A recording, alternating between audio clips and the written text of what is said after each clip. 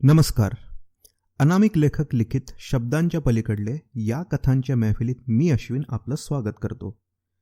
तर मित्रांनो, कॉलेज हा शब्द कानावर पडल्यावर सगळ्यात आधी आपल्या डोक्यात येतो तो म्हणजे कॉलेजचा कट्टा. आणि जर का तसं नसेल तर नक्कीच तुम्ही खूप अभ्यासू विद्यार्थी होता आणि तुम्ही कॉलेज लाईफमधली अत्यंत अशी भन्नाट गोष्ट मिस केलेली आहे. जर का तुम्ही ही कट्ट्यावरची कॉलेज लाईफ अनुभवली नसेल आणि नेमकं तिथे काय चालतं हे तुम्हाला ठाऊक नसेल तर चिंता करण्याचं काही कारण नाही. कारण आज असाच एक कट्टा असलेलं कॉलेजमधलं झाड तुम्हाला अनेक किस्से सांगणार आहे. त्याआधी एक डिस्क्लेमर देणं गरजेचं. तर या कथेतील झाड आणि स्पार्टा हे दोन पात्र वगळता सगळी पात्र आणि घटना काल्पनिक आहेत. त्यांचा वास्तवतेशी काडीमात्र संबंध नाही आणि तसं आढळल्यास तो एक भला मोठा चमत्कार समजावा. कथेचा लेखक आहे ऋषभ गुलालकरी. सादर करतो कट्टा. नमस्कार मंडळी, कसं काय चाललंय तुमचं? अरे इकडे तिकडे काय बघताय? हो, मीच बोलतोय. बरोबर ओळखलं तुम्ही. एक झाड बोलताय तुमच्या बरोबर. आता झाडं कधीपासून बोलायला लागलीत आणि या झाडाला भूताने झपाटले की काय असले फालतू प्रश्न डोक्यात आणू नका. गार्डियन्स ऑफ गॅलेक्सी पिक्चरमधला ग्रूट जेव्हा आय एम ग्रूट करतो तेव्हा तुम्हाला ते फार क्यूट वाटतं नाही का? आणि आता खऱ्या आयुष्यातलं एक झाड तुमच्याशी बोलतंय हे ऐकून घाबरलात होय? तर तुमच्यापैकी बरेच जण मला ओळखत नसतील म्हणून सगळ्यात आधी मी स्वतःला इंट्रोड्यूस करून देतो. आपल्या अनेक शहरांमध्ये वेगवेगळी प्रेक्षणीय स्थळं आहेत. जसं की मुंबईत गेटवे ऑफ इंडिया, दिल्लीत लाल किल्ला आणि आग्र्यात ताजमहाल. या प्रत्येक प्रेक्षणीय वास्तूच्या सभोवताली असा एक ठराविक स्पॉट असतो की जिथून ती वास्तू फारच अप्रतिम दिसते. त्या स्पॉटवरून घेतलेला फोटोचा अँगल हा परफेक्ट अँगल असतो. तर जेव्हा तुम्ही नागपूरमधल्या Visvesvaraya national institute of technology उर्फ VNITच्या कॅम्पसमध्ये प्रवेश कराल तर सर्वात आधी तुम्हाला दिसेल या कॉलेजमधील प्रेक्षणीय स्थळ. हे स्थळ म्हणजे भारतीय वायुदलाने VNITला दिलेली एक भेट, एक भला मोठा मिग विमान. हा मिग विमान म्हणजे या कॉलेजच्या कॅम्पसची आन बान आणि शान आहे. इथे शिकलेला असा एकही विद्यार्थी नसेल ज्याने त्याच्या अख्ख्या कॅम्पस लाईफमध्ये या विमानासमोर उभं राहून फोटो काढला नसेल. तर मी आहे या विमानासमोरचं झाड विथ कट्टा. माझ्या कट्ट्यावरून या विमानाचा परफेक्ट फोटो काढता येतो. फोटो काढण्यासाठीचा चांगला स्पॉट फक्त एवढंच महत्त्व नाही आहे का बरं माझं? अर्थातच मी या कॉलेजच्या विद्यार्थ्यांचा सगळ्यात आवडता कट्टा आहे. माझ्या लहानपणापासून आजपर्यंत मी असंख्य माणसाची संभाषणं फक्त ऐकत आलो आहे. पण आज मला इथे तुम्हा लोकांना माझ्याबद्दलच्या आणि माझ्या सभोवताली असलेल्या माणसांच्या अनेक गोष्टी सांगायच्या आहेत. आता तुम्ही म्हणाल, हे झाड नेमकं मराठीतच कसं काय बोलतंय बुवा? झाडाची कुठे काय भाषा असते होय? तर for your kind information I can speak in English. मैं हिंदी में भी बोल लेता हूँ, नेनु कुंचम तेलुगू, माटलाडगनू आणि अर्थातच मी मराठीत सुद्धा बोलू शकतो. पण आता तुम्ही म्हणाल, एवढ्या सगळ्या भाषा येत असताना मग मी मराठीतच का बोलत असेल? असं म्हणतात की आपण जगात कुठेही गेलो आणि कितीही मोठे झालो तरी आपली पाळंमुळं कधीच विसरायला नको. माझ्या बाबतीत बोलणं झालं तर माझी मुळं तर महाराष्ट्राच्याच मराठमोळ्या मातीत रोवली गेलेली आहेत. त्यामुळे मी तुमच्याबरोबर मराठीतच संवाद करणार आहे. माझ्या पूर्वजांकडून मी असं ऐकलंय की हे कॉलेज सुरू होण्याआधी इथे फक्त झाडांचं राज्य होतं. इथे फक्त हिरवं जंगल होतं. पण मग हळूहळू कॉलेजच्या इमारती, हॉस्टेल, कॅन्टीन यांनी आमची थोडीफार जागा घेतली. पण मला याचं फार काही दुःख नाही आहे. कारण हे कॉलेज इथे असल्यामुळे मला मनुष्य या प्राण्याला बऱ्याच जवळून ओळखायची संधी भेटली. तसा माझा हा जन्म हे कॉलेज अस्तित्वात आल्यानंतर बऱ्याच वर्षांनी झाला. त्यानंतर मी इथे माझ्या आयुष्याचे अनेक फेजेस अनुभवले आहेत. मी जेव्हा लहान होतो तेव्हा माझ्या भोवती हा कट्टा नव्हता. त्यावेळी रस्त्यांवरील लोकांची गर्दी आणि हवेतील प्रदूषण या दोन्ही गोष्टी आटोक्यात होत्या. माझ्या आयुष्यातला पहिला फेज होता तो म्हणजे इथल्या प्राण्यांबरोबरचा. माझ्या सभोवताली नेहमी निरनिराळ्या प्राण्यांची गर्दी असायची. माझ्यासोबत घालवायचे टायमिंग जणू काही त्यांनी वाटूनच घेतलेले होते. सकाळची माझ्यासोबत अपॉइंटमेंट असायची ती इथले गाई आणि त्यांच्या वासरांची. हो, म्हणजे त्यावेळी कॉलेजला कुंपण वगैरे काहीच नव्हतं. त्यामुळे बाहेरची गुरंढोरं सर्रास कॅम्पसमध्ये यायची, कारण इथे आजूबाजूला त्यांचे आवडीचे खाद्यपदार्थ अर्थातच घासफूस भरपूर प्रमाणात असत. दुपारचा वेळ असायचा मनीमाऊ अर्थात मांजर आणि तिच्या पिल्लांचा. मनीमाऊ उंदरांच्या शोधात जेव्हा मिशनवर निघायची तेव्हा तिच्या पिल्लांना माझ्या मागे ठेवून द्यायची. तर माझा दुपारचा वेळ हा तिच्या पिल्लांना सांभाळण्यात जायचा. सायंकाळी मांजर तिचा शिकार घेऊन परत यायची आणि मग तिच्या पिल्लांना घेऊन जायची. पण माझा सगळ्यात आवडता वेळ होता तो म्हणजे रात्रीचा. रात्री माझ्या आजूबाजूला गर्दी व्हायची ती कॅम्पसच्या कुत्र्यांची. ही गर्दी उगाच नाही जमायची, ती जमा व्हायला कारण होतं. ते कारण म्हणजे पाटील काका. पाटील काका हे कॉलेजमधले लॅब असिस्टंट. त्यांच्यात आणि माझ्यात एक साम्य होतं, ते म्हणजे आम्हा दोघांना आवडणारा प्राणी सेम होता, तो म्हणजे कुत्रा. कॉलेजचं काम आटपून पाटील काका दररोज सायंकाळच्या 7-8 वाजता माझ्याजवळ कुत्र्यांसाठी खायला रोज काही ना काही आणून ठेवायचे. कॅम्पसच्या सगळ्या कुत्र्यांजवळ घड्याळ हे यंत्र नसतानाही पाटील काकांची यायची वेळ त्यांना बरोबर ठाऊक होती. ते यायच्या 5-10 मिनिटांआधी सगळी कुत्री माझ्याभोवती रोज सायंकाळी जमा होत. असा एकही दिवस नव्हता की पाटील काकांनी कुत्र्यांसाठी काही खायला आणलं नसेल. ते आले की सगळी कुत्री खुश होऊन जायची. कालांतराने मला कळलं की काकांच्या कुटुंबात कुणीच नव्हतं. त्यात ते मितभाषी असल्याने त्यांचे मित्र पण नव्हते कुणी. कदाचित मी आणि कुत्री हेच त्यांचे मित्र होते या जगात. त्यावेळी मला पहिल्यांदा जाणवलं की मनुष्य या प्राण्याची संख्या जगात कितीही मोठी असली तरी आतून तो एकटाच असतो, खरं तर कुणाचाच नसतो. असो, तर असेच काही वर्षांनी या पाटील काकांचं आकस्मिक निधन झालं आणि कॅम्पसची सगळी कुत्री पोरकी झाली. आता हळूहळू त्यांनी मला पण भेटणे कमी केले. कदाचित माझ्याकडे आल्यावर त्यांना पाटील काकांची आठवण येत असेल म्हणून त्यांनी मला भेटणे सोडले असावे. त्यानंतर या कुत्र्यांमध्ये सतत भांडणं पण होऊ लागली. ही भांडणं कमी व्हावी म्हणून एके दिवशी त्यांनी सभा भरवली. त्यात त्यांनी प्रत्येकाचा एक ठराविक एरिया मंजूर करून घेतला. त्या ठरावाप्रमाणे कुणाला हॉस्टेल, कुणाला कॅन्टीन, तर कुणाला मुख्य इमारतीकडला एरिया भेटला. आपण एकमेकांच्या एरियामध्ये चुकून सुद्धा एंट्री करायची नाही असे या सभेत ठरवण्यात आले. म्हणूनच तर स्पार्टाला त्याच्या एरियामध्ये कुठल्याही कुत्र्याने कुरघोडी केलेली अजिबात पटत नाही. एक मिनिट, मागील काही वेळेपासून कुत्र्यांबद्दल बोलत असताना मी स्पार्टाला कसं काय विसरलो होतो? चला, लगे हा स्पार्टाची पण ओळख करून देतो.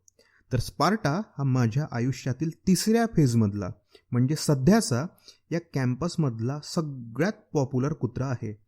स्पार्टाचं नाव स्पार्टा का आहे हे शोधणं म्हणजे बर्मुडा ट्रँगलमध्ये बुडलेलं जहाज शोधण्या इतकं कठीण आहे.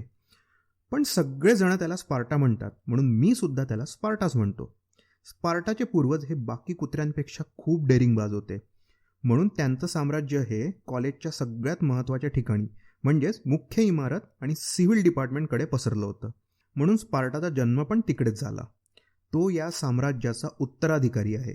स्पार्टा लहानपणापासूनच खूप लकी आहे, कारण तो कॉलेजच्या सर्व विद्यार्थ्यांचा फेवरेट. त्यामुळे स्पार्टाला खाण्यापिण्यासाठी काही खास मेहनत करावी लागत नाही. त्याचे चाहते रोज त्याच्यासाठी काही ना काही नवीन खायला आणतात.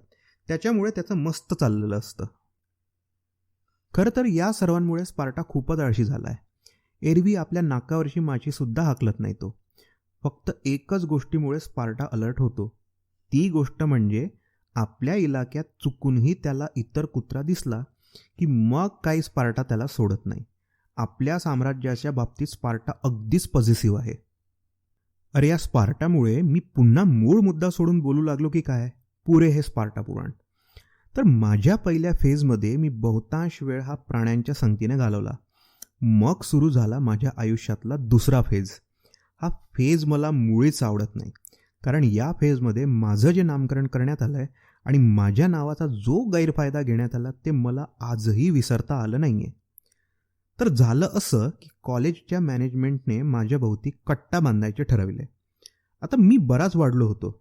नाही म्हणजे स्वतःच्या तोंडून स्वतःची तारीफ काय करू मी, पण अख्ख्या कॅम्पसमध्ये सगळ्यात देखणा झाड मीच होतो. पण शपथ कधी शो ऑफ केला नाही मी दुसऱ्या झाडांसमोर. तर ठरल्याप्रमाणे कॉलेजच्या मंडळींनी माझ्या भोवती मजबूत असा कट्टा बांधला. सुरुवातीला स्टुडंट लोकांपैकी कुणी भटकायचं सुद्धा नाही माझ्याकडे.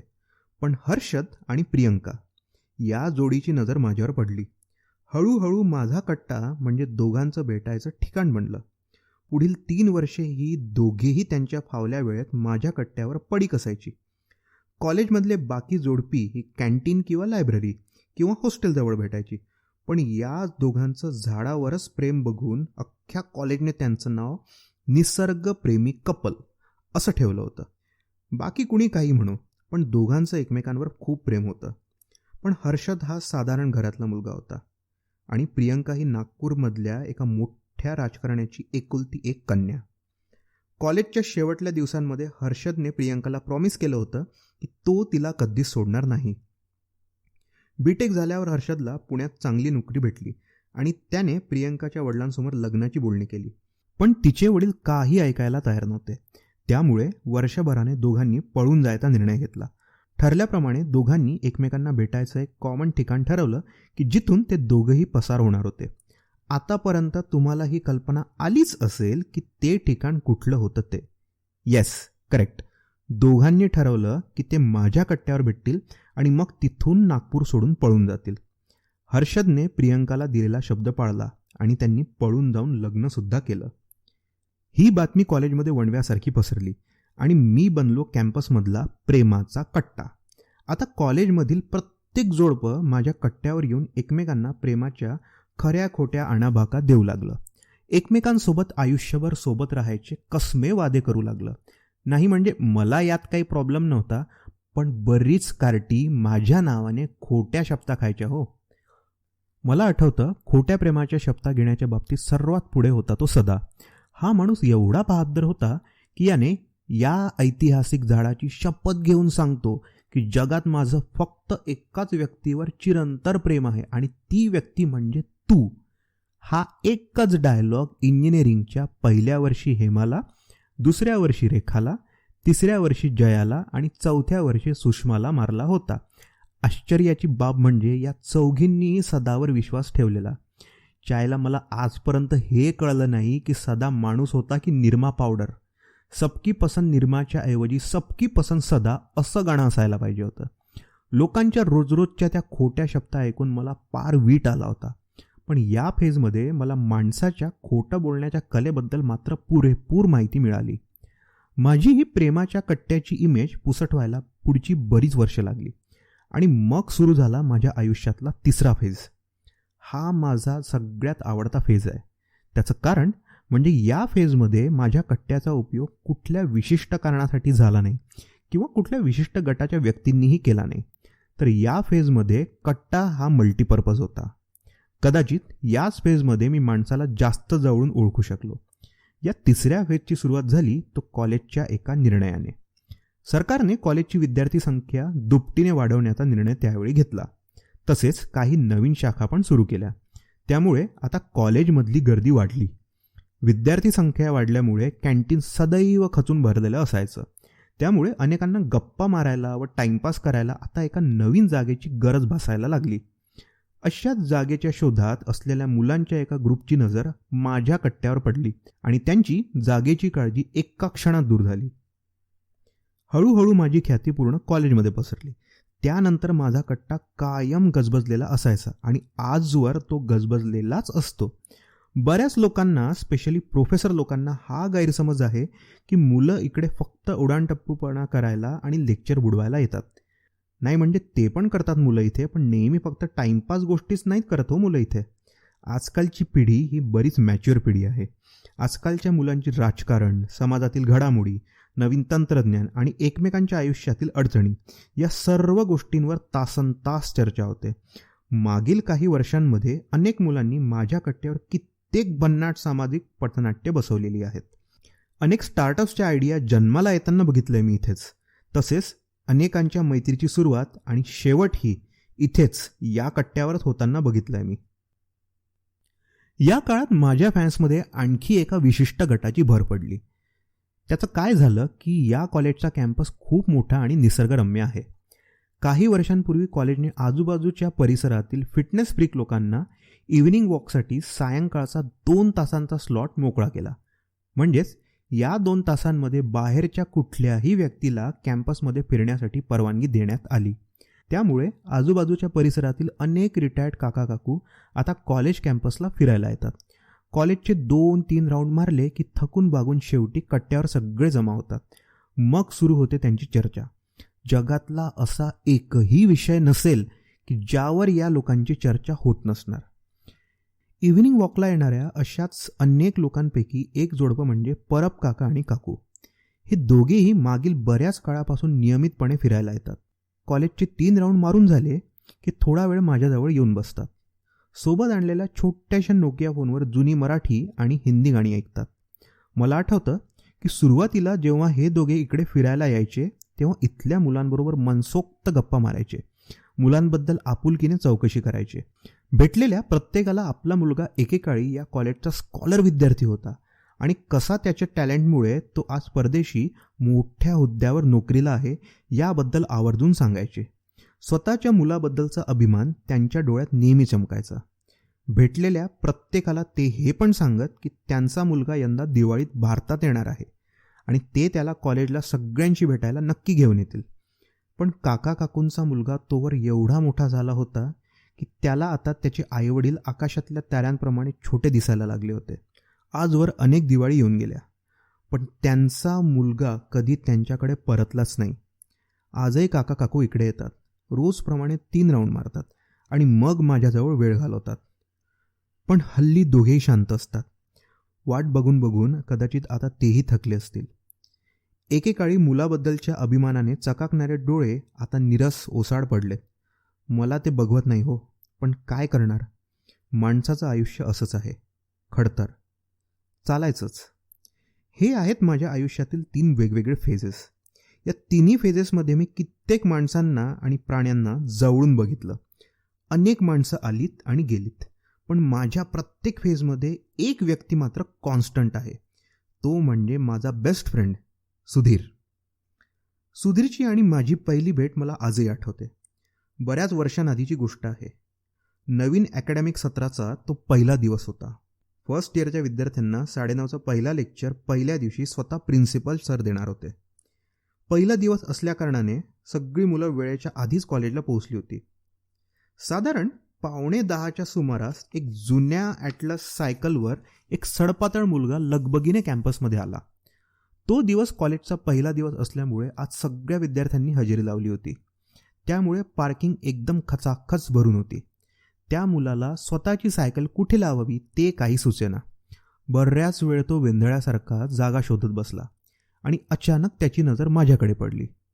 माझ्या शेजारी कोणी सायकल वगैरे तेव्हा लावत नसे. मुळात ती सायकल पार्क करायची जागाच नव्हती. पण आधीच उशीर झालेल्या त्या मुलाला हीच जागा पार्किंगसाठी योग्य वाटली. लगेच तो सायकल लावायला माझ्याजवळ आला. त्या दिवशी मी सुधीरला पहिल्यांदा बघितलं. दिसायला सावळा, पण चेहऱ्यावर एक वेगळीच चमक. अंगावर अगदी साधारण पण अंगापेक्षा थोडे मोठे कपडे. पाठीवर एक जुनी अशी बॅग आणि हातात मोडकी सायकल घेऊन सुधीर माझ्याकडे आला. घाईघाईने त्याने सायकल माझ्या बाजूला लावली आणि स्वतःशीच काहीतरी बडबड करत तो क्लासनं निघून गेला. त्याला बघताच हे काहीतरी वेगळंच रसायन आहे हे माझ्या लक्षात आलं होतं. का माहीत नाही, पण सुधीरला सायकल पार्किंगसाठी माझ्या लगतची जागा फारच आवडली होती. त्यामुळे नेहमीच्या पार्किंगला जागा असो किंवा नसो, पण सुधीर त्याची सायकल माझ्याकडेच रोज उभी करून क्लासला जायचा. सदैव आपल्याच धुंदीत असणाऱ्या सुधीरचं सुरुवातीला माझ्याकडे फार लक्ष नसायचं, पण कालांतराने कॉलेज संपल्यावर घरी जायच्या आधी काही वेळ त्याच्या सायकलजवळ शांतपणे बसायचा. कसला तरी विचार करत राहायचा तो. त्याच दरम्यान त्याची माझ्याशी ओळख झाली. सुधीरला एक अजब सवय होती. तो एखाद्या खऱ्याखुऱ्या माणसासोबत बोलावे तसा माझ्यासोबत बोलायचा. आधी मला वाटलं की हा वेडाबिडा आहे की काय, पण हळूहळू मला तो उमगत गेला. त्याचं माझ्यासोबत बोलण्यामागे कारण होतं. सुधीर हा गरीब कुटुंबातून आलेला एक होतकरू आणि अत्यंत हुशार मुलगा होता. त्याचे वडील एका किराणा दुकानात काम करायचे. घरात आई वडील आणि 2 छोटी भावंडं. या सगळ्यांचा भार फक्त वडिलांवर होता. त्यांना थोडंफार हातभार लागावा म्हणून सुधीर सकाळी घरोघरी वर्तमानपत्र वाटायचा आणि रविवारच्या आठवडी बाजारात भाज्या विकायचा. इयत्ता 10वी त्याचे शिक्षण मराठी माध्यमातून झाले. 10वीत तो शाळेत पहिला आला होता. त्यानंतर 12वीत आणि इंजिनिअरिंगच्या एंट्रन्सला पण छान मार्क मिळवून तो इथे आला होता. कॉलेजला येताना त्याने बरीच स्वप्न बघितली होती. त्याला वाटायचं की या कॉलेजला आल्यावर त्याचे अनेक मित्र बनतील. कॉलेजमध्ये सगळे करतात तशी तो पण धमाल करेल. पण इकडे आल्यावर त्याचा भ्रमनिरास झाला. त्याच्या साधारण राहणीमान आणि तुटक्या इंग्रजीमुळे बाकी मुलांनी त्याला आपल्यात काही घेतलं नाही. कुणी त्याच्याशी फारसं बोलत नसे. एकटा पडला होता तो फार. क्लासमधली मुलं जरी त्याच्याशी धड बोलत नसली तरी सगळ्या शिक्षकांमध्ये त्याचं इम्प्रेशन फार चांगलं होतं. शिक्षकांना माहीत होतं की सुधीर फार हुशार आहे, फक्त त्याची इंग्रजी तेवढी मोडकी होती. आता त्याची आणि माझी चांगलीच गट्टी जमली होती. दिवसभर बोलायला कुणी भेटत नसल्यामुळे सगळी भडास तो सायंकाळी माझ्याशी बोलून काढत असे. क्लासमध्ये आज काय शिकवलं, सरांनी विचारलेल्या प्रश्नाचं उत्तर कसं त्याने 2 मिनिटात काढलं, ते उत्तर सरांना इंग्रजीत देताना तो कसा अडखळला आणि मग कसा सगळा क्लास त्याच्यावर हसला, असं बरंच काही तो मला सांगायचा. सुधीरची स्वप्न फार मोठी होती. त्याला त्याच्या आईवडिलांना आनंदी बघायचं होतं. आपल्या भावंडांना शिकवून मोठं करायचं होतं. स्वतःसाठी त्याला एकच गोष्ट हवी होती, ती म्हणजे आयुष्यात किमान एकदा तरी परदेशात जायचं होतं. एक गोष्ट मात्र सुधीरला नेहमी खटकत राहायची, ती म्हणजे त्याच्या सो कॉल्ड लोअर क्लास असण्यामुळे कॉलेजमध्ये त्याचा एकही मित्र नव्हता. असेच दिवसामागून दिवस गेले. पहिल्या सेमेस्टरची परीक्षा संपली. निकाल लागायला थोडा अवकाश होता. दुसरं सेमेस्टर सुरू व्हायला 10-15 दिवस वेळ होता. या फावल्या वेळेचा उपयोग व्हावा म्हणून रविवारीच भाज्यांची गाडी न लावता या 15 दिवसांमध्ये रोज भाजी विकून घरी थोडा हातभार लावावा असे सुधीरने ठरवलेले. पण एक चिंता मात्र त्याला आतल्यात खात होती. क्लासमधील कोणी आपल्याला भाजी विकताना बघू नये ही भीती त्याच्या मनात होती. कारण क्लासमधल्या मुलांना आपल्यासोबत आणखी वाईट वागण्याचं नवीन कारण त्याला द्यायचं नव्हतं. पण जे व्हायचं नाही तेच घडलं. सुधीरला बाजारात भाजी विकताना त्याच्या क्लासमधल्या 2-3 बघितलं. आता मात्र सुधीर आणखीनच अस्वस्थ झाला. पुढची 3.5 वर्षे आपण या कॉलेजमध्ये कसे काढू या विचाराने त्याला 2-3 दिवस झोप लागली नाही. त्या घटनेने तो एवढा त्रासला की आपण आयुष्यात काहीच करू शकत नाही आणि आपलं आयुष्य असंच भाजी विकण्यात आणि पेपर वाटण्यातच जाणार आहे असं त्याला वाटू लागलं. मला ती रात्र आजही स्पष्टपणे आठवते. पहिल्या सेमेस्टरच्या निकालाच्या आदल्या रात्री सुधीर कॉलेजमध्ये आला. अर्थातच रात्र असल्यामुळे कॅम्पसमध्ये कुणीच नव्हतं. नेहमीप्रमाणे त्याने सायकल माझ्या बाजूला लावली. त्याच्या हातात काहीतरी होतं. ते मला अंधारात काही नीट दिसलं नाही. काही वेळ तो माझ्याशी बोलत राहिला. बाजारात कसं क्लासमेटनी भाजी विकताना आपल्याला बघितलं, कसं आपलं आयुष्य व्यर्थ आहे, असल्या गोष्टी तो करू लागला. नंतर बराच वेळ शांत बसला. काही वेळाने त्याने मला घट्ट मिठी मारली. पुढच्या क्षणी काही कळायच्या आत मला जाणवलं की सुधीर एक दोर घेऊन माझ्यावर चढत होता. ती दोर त्याने माझ्या सगळ्यात मजबूत फांदीला बांधली आणि दोरीच्या दुसऱ्या बाजूला गाठ बांधून ती स्वतःच्या गळ्यात त्याने अडकवली. सुधीर स्वतःचा जीव द्यायला निघाला होता. मला काही सुचेना. मला माणसांसारखी हालचाल करता येत असती तर त्याच्याजवळची दोरी हिसकावून 2 कानाखाली मारल्या असत्या त्याच्या. अरे एवढा स्वस्त असतो का जीव असल्या फालतू करण्यासाठी द्यायला. गळ्यात अडकवलेल्या दोरीसकट सुधीरने खाली उडी मारली आणि त्याचा गळा आवळत गेला. मला सुधीरला गमवायचं नव्हतं. तो माझा एकुलता एक मित्र होता. माझ्याजवळ आता एकच उपाय होता, तो म्हणजे माझी ती सगळ्यात मोठी फांदी स्वतःहून तोडून टाकायचा. एका क्षणाचाही विचार न करता मी माझ्यात होता तेवढा जीव एकवटला आणि त्या फांदीला स्वतःपासून वेगळं केलं. पुढच्या क्षणी सुधीर माझ्या त्या तुटलेल्या फांदीसकट जोरदार खाली आदळला. देवाच्या कृपेने तो जिवंत होता. काही वेळाने तो जागेवरून उठला. त्याचा हात मोडला होता. त्याची चूक त्याला लक्षात आली होती. आपल्या एका हाताने दुसऱ्या हाताला आधार देत तो माझ्याजवळ आला. 2 मिनिटं मला बघत राहिला आणि मग ढसाढसा रडला. मला काय म्हणायचंय ते कदाचित त्याला कळलं होतं. त्याने माझी माफी मागितली आणि पुन्हा असं कधीच करणार नाही असं प्रॉमिस करून तो निघून गेला. पुढचे काही दिवस सुधीर दवाखान्यात ॲडमिट असल्याने कॉलेजला येऊ शकला नाही. त्या रात्रीनंतर दुसऱ्या दिवशी परीक्षेचा निकाल लागला आणि कमालीची बाब म्हणजे सुधीर कॉलेजमध्ये पहिला आला. आता मात्र सुधीरच्या क्लासमधल्या सगळ्यांना तो काय चीज आहे हे कळून चुकलं होतं. बरा होऊन जेव्हा तो कॉलेजला आला तेव्हा अनेकांनी त्याच्यापुढे मैत्रीचा हात पुढे केला. पुढची 3.5 वर्ष सुधीरने बरीच प्रगती केली. शेवटच्या वर्षाला टॉपच्या कंपनीत नोकरीसुद्धा मिळवली. आजकाल तो वर्षातील 11 महिने अमेरिकेत असतो. आयुष्यात फक्त एकदा परदेशी जायचं स्वप्न होतं त्याचं. आता वर्षाला एकदा भारतात येतो. इकडे आल्यावर न विसरता कॉलेजमध्ये मला भेटायला येतो. पण आता सायकलवर नव्हे तर स्वतःच्या SUVने येतो. सायकलची जागा आता महागड्या गाडीने जरी घेतली असेल तरी पार्किंग मात्र त्याच जागेवर करतो, ती म्हणजे माझ्या बाजूला. त्या रात्री माझी ती फांदी तुटली त्या दिवसापासून अनेक वर्ष लागली मला त्या जागेवर दुसरी फांदी यायला. असंख्य वेदना सहन केल्या मी. पण जेव्हा कधी मला जित्या जागता आणि आनंदी असा सुधीर येऊन भेटतो तेव्हा माझ्या सगळ्या वेदना नाहीशा होतात. परब काका काकू माझ्या कट्ट्यावर बसून त्यांच्या नोकियावर नेहमी एक गाणं वाजवतात. बऱ्याचदा मला असं वाटतं की ते गाणं माणसांवर नाही तर माझ्यावर लिहिलं असावं. कुठलं गाणं माहिती आहे? किसी की मुस्कुराहटों पे हो निसार, किसी का दर्द मिल सके तो ले उधार, किसी के वास्ते हो तेरे दिल में प्यार, जीना इसी का नाम है.